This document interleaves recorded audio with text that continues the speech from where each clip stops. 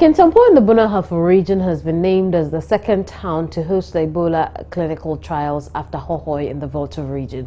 This was disclosed at a sensitization forum in Ho organized by the University of Health and Allied Sciences and the Food and Drugs Authority. Parliament, in calling for the suspension of the trials last month, suggested that not enough public education had been done. Principal investigator Professor Fred Binka stressed on the importance of the trials, explaining it will strengthen Ghana's capacity to engineer its own drugs. News of the trials generated controversy among residents of the host town Hohoi in the Volta region amid fears that volunteers may be infected with the disease which has not yet been recorded in the country. Parliament thought more education and engagement among stakeholders and residents was needed to allay the fears of people.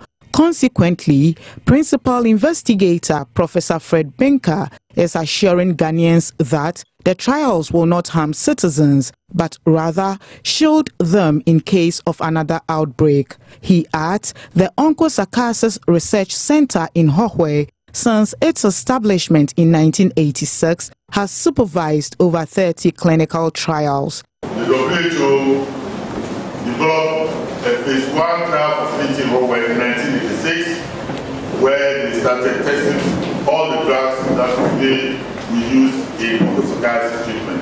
So people know that there's an onchocerciasis center in Hohoi, but they actually never knew what that center was doing. So the Hohoi site over these past 3 decades has conducted over 30 clinical trials, phase 1, phase 2, and phase 3 trials, both for onchocerciasis drugs, some malaria drugs, and have worked with several international partners and local partners, including the Djibouti Memorial Institute for Medical Research. So that's why Hohoi was chosen. The University of Health and Allied Sciences had taken over the onchocerciasis unit and had revamped it and was poised to continue the good work that Hohoi has started over the years. He explains selection of volunteers will be carried out diligently. They must meet an eligibility criteria, and in this case we're looking for people aged between 18 years to 50 years old. They will have, as they go through the process, will have an informed consent, including a test to understand whether they understand the things that they are told. They'll go through a medical history, they'll do a physical examination, and they'll do a battery of tests to make sure that each of their body functions are perfect. If they're not, if the failure of these things, even the volunteer, they cannot be part of the trial. Because we want to make sure at the end of the day that people who are injected with the vaccine are healthy people, so that when we test them frequently and we see any changes, we can ascribe it to the vaccine that was injected rather than the fact that they were already hypertensive, they had diabetes, they were obese, and so on. 72 volunteers between the ages of 18 and 50 are needed to participate in the vaccine trial.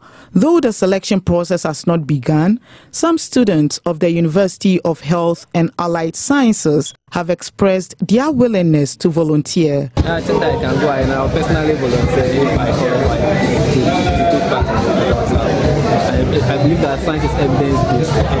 To make things work for all of us, we need to come together as a country and support the people. But before they are selected, they would have to undergo a test of understanding to ascertain their knowledge of the vaccine trial. Meanwhile, Dr. Amma Edwin of the Ethics Review Committee of the Ghana Health Service has stressed the rights of volunteers will be safeguarded. Fred Kwame Asare's report for Joy News. Well, thank you very much for staying through the program. Join us again at midday when we go over to the course and find out how the strike by attorney generals is affecting cases that should have gone to court today. In the meantime, stay on for GNI with Ifwakwa Harrison. My name is Kamini Nyamani Amana. Have a good morning.